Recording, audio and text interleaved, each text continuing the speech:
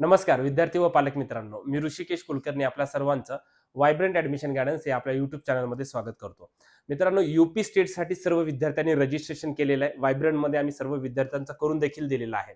आता महत्त्वाचं काय आहे ते म्हणजे चॉईस फिलिंग. चॉईस फिलिंगला सुरुवात होत आहे. मग एक्झॅक्टली कोणतं कॉलेज मिळू शकतं, कशा पद्धतीनं तिथलं फी स्ट्रक्चर आहे, कॉलेज मिळाल्यानंतर पुढील प्रोसेस कशी आहे, चॉईस फिलिंग करताना महत्त्वाचे नियम काय आहेत, अशा अनेक गोष्टी विद्यार्थी आणि पालकांना माहीत असणं गरजेचं आहे. तर एक्झॅक्टली या प्रोसेसमध्ये कशा पद्धतीने आता आपण पुढे जाणार आहेत याचा एक या व्हिडिओच्या माध्यमातून मी तुम्हाला सर्व गोष्टी सांगणार आहे. या वर्षी यूपी स्टेटचा देखील सर्व विद्यार्थी आणि पालकांना जाणवेल की कट ऑफ हा नक्कीच वाढलेला दिसेल. आपण आधी काल पाहिलेला आहे की ऑल इंडियाचा कट ऑफ कशा पद्धतीने वाढलेला आहे. याचा इम्पॅक्ट सर्व स्टेटवर देखील पडलेला आपल्याला दिसून येत आहे. त्याच पद्धतीने यूपी स्टेटमध्ये गेल्या वर्षीपेक्षा अनेक जास्त प्रमाणामध्ये रजिस्ट्रेशन यावर्षी झालेले आहेत. मग याचा इम्पॅक्ट नक्कीच कट ऑफवर तुम्हाला पडलेला जाणवेल. आता एक्झॅक्टली बघा, तुम्हाला मी सांगतो की कशा पद्धतीने तुम्ही सर्व गोष्टी बघू शकतात. ज्यामध्ये बघा की हा प्रत्येकाने आपला जो रजिस्ट्रेशन केलेला आहे विद्यार्थ्यांनी, त्यांनी त्यांचा स्टेट रँक जो यूपीने आता काल लिस्ट पब्लिश केलेली आहे त्याच्यामध्ये तुम्ही सर्वांनी आपला स्टेट रँक जाणून घ्यायचा आहे. मग इथे मी तुम्हाला सांगितलेलं आहे की कुठल्या स्टेट रँक पर्यंत तुम्हाला कोणतं कॉलेज मिळू शकतं आणि एक्झॅक्टली तुम्हाला ते नक्की कॉलेज मिळेल मित्रांनो. तर इथे सर्व विद्यार्थ्यांनी काय करायचं आहे, त्यांनी आपला प्रत्येक विद्यार्थ्यांनी आपला स्टेट रँक इथे माहित करून घ्यायचा आहे. बघा, जसं की आता शारदा युनिव्हर्सिटी आहे, तर स्टेट रँक बघा 5587 याच्यानुसार हे नक्की कॉलेज क्लोज होईल. त्याच्यामुळे सर्वांनी आपला स्टेट रँक काय आलेला ते बघा.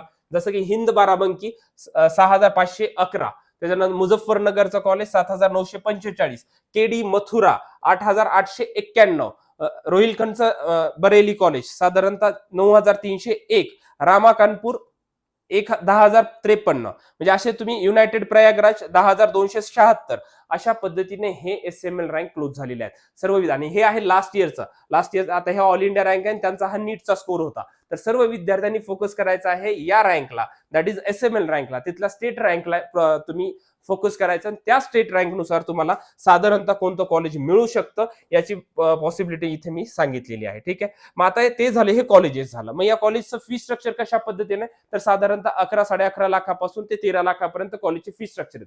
प्रत्येक कॉलेजचं फी स्ट्रक्चर मी इथे बाजूला दिलेलं आहे. तुम्ही हे फी स्ट्रक्चर देखील बघू शकतात.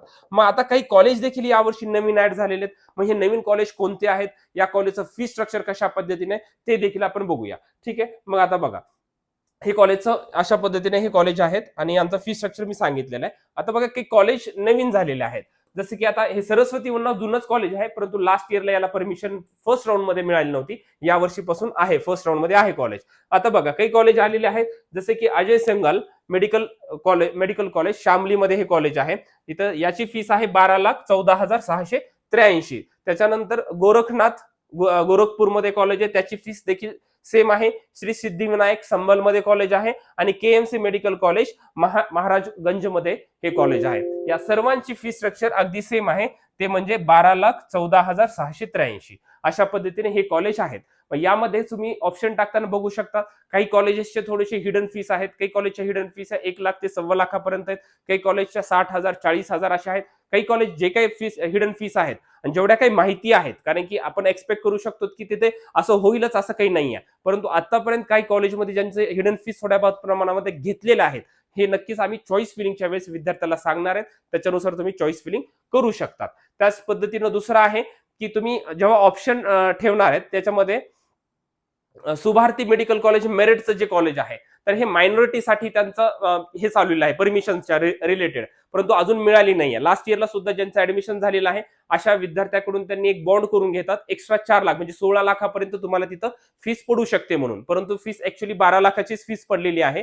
अजून देखील ते कोर्ट प्रविष्ट याच्यामध्ये तो मुद्दा उपस्थित आहे. त्याच्यामुळे एक्झॅक्टली अजून काही त्याच्याबद्दलचे अपडेट अजून तरी आलेले नाही आहेत. परंतु ज्यावेळेस तुम्ही ऍडमिशन घेणार आहे, तुम्हाला 12 लाख प्लस या 4 लाखची मागणी नक्की केली जाते. त्यामुळे विद्यार्थ्यांनी याचा ऑप्शन ठेवताना नक्की विचार करायचा आहे. अशा पद्धतीने हे फी स्ट्रक्चर आहेत, हे रँक्स आहेत. याची पीडीएफ मी आपल्या ग्रुपमध्ये आणि टेलिग्राम चॅनलमध्ये शेअर करणार आहे. सर्वांनी आपलं टेलिग्राम चॅनल जॉईन करायचंय. त्याची लिंक मी व्हिडिओच्या डिस्क्रिप्शन मध्ये दिलेली आहे. आणि अशीच महत्त्वाची व्हिडिओज पाहण्यासाठी आजच लवकरात लवकर तुम्ही आपल्या या वायब्रंट ऍडमिशन गायडन्स युट्यूब चॅनलला सबस्क्राईब करायचं आहे. आता हे झालं कॉलेज बद्दलची माहिती. आता थोडं आपण बघूया की ऑप्शन्स टाकताना काय काळजी घेतली पाहिजे. ऑप्शन बद्दलचे सर्वात महत्त्वाचे नियम तुम्हाला माहित असणं गरजेचं आहे आणि कॉलेज मिळाल्यानंतर पुढे काय करायचंय हे देखील मी तुम्हाला सांगणार आहे. आता पहिली गोष्ट लक्षात घ्या, चॉईस फिलिंग सुरू झालेली आहे. आय थिंक लास्ट तारीख 29 तारखेपर्यंत ही चॉईस फिलिंग सुरू असणार आहे.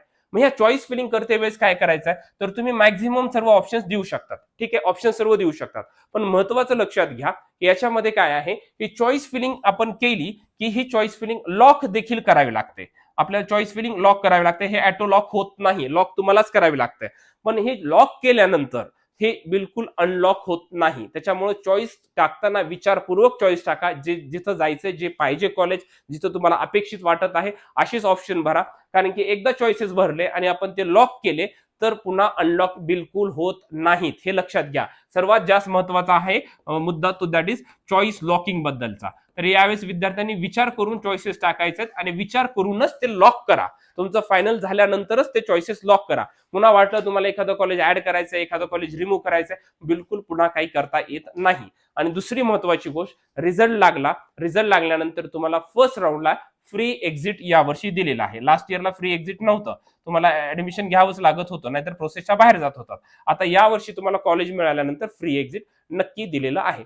मग आता हे झालं चॉईस फिलिंगच्या बाबतीतलं. आता महत्वाचं काय, आता आपण काही चॉईसेस दिले पण आणि कॉलेज मिळालं. मग कॉलेज मिळाल्यानंतर पुढची प्रोसेस कशी असू शकते, कारण की विद्यार्थ्यांना तिथलं रिझर्वेशन, त्यांचे काय तिकीट्स, ह्या सर्व गोष्टी ह्या सर्व गोष्टीचं ऑप्शन त्यांना माहित असणं गरजेचं आहे. ठीक आहे, अशा पद्धतीने. आणि जास्तीत जास्त तुम्ही काय करायचं की फर्स्ट राऊंडला जास्तीत जास्त चॉईसेस ठेवा, कारण की कट ऑफ हे जास्त प्रमाणामध्ये वाढलेले नक्कीच दिसतील. रँक वरून तुम्हाला कळालंच देखील असेल आणि रजिस्ट्रेशन देखील वाढलेले आहेत. त्यामुळे जास्तीत जास्त ऑप्शन्स द्या. असं पण पहिल्या राऊंडला फ्री एक्झिट आहे, त्यामुळे त्यामध्ये विद्यार्थ्यांचं नुकसान बिलकुल नाही आहे. ठीक आहे, मग आता लक्षात घ्या की एखादं कॉलेज मिळालं तर मिळाल्यानंतर पुढची प्रोसेस काय आहे, तर बघा कॉलेज जर मिळालं तुम्हाला तर त्याच्यामध्ये पुढची प्रोसेस अशी आहे की तुम्हाला काय करावं लागेल, हे डॉक्युमेंट्स तुमच्याकडे असणं गरजेचं आहे. यापैकी कुठलं नसेल तर लवकरात लवकर तुम्ही तयारी करा. Allotment letter issued by DGME. आता जेव्हा कॉलेज मिळेल त्यांचं एक प्रोव्हिजनल अलॉटमेंट लेटर मिळतं तुम्हाला, ते लेटर तुमच्याकडे असणं गरजेचं आहे. Admit card issued by the नीटचं ऍडमिट कार्ड, रिझल्ट नीटचा score card, high school 10th school certificate, birth certificate as proof of date of birth, किंवा 10वीचं जे सनद थोडक्यात म्हणतो पासिंग सर्टिफिकेट, ज्याच्यावर डेट ऑफ बर्थ तुमचे मेन्शन असते ते लागतं. त्यानंतर सिनियर कार्ड, 12th मार्कशीट लागते. Identification proof, Aadhaar card of the student, father, mother and guardian यांचं आधार कार्ड नक्कीच लागतं. पॅरेंट्स आणि स्टुडंटचं आधार कार्ड लागेल. Pan card of student and father, म्हणजे पॅन कार्डचं विद्यार्थ्यांचं आणि पॅरेंट्सचं हे देखील लागतं. पुन्हा काय ओबीसी हे आपल्याला ऍप्लिकेबल नाहीये. नॅशनॅलिटी डोमेसाइल सर्टिफिकेट लागेल तुम्हाला. त्यानंतर ट्रान्सफर और मायग्रेशन सर्टिफिकेट, आपल्याला युपी मध्ये ऍडमिशन घ्यायचं असेल तर मायग्रेशन सर्टिफिकेट सर्व विद्यार्थ्याकडे असणं अत्यंत गरजेचं आहे.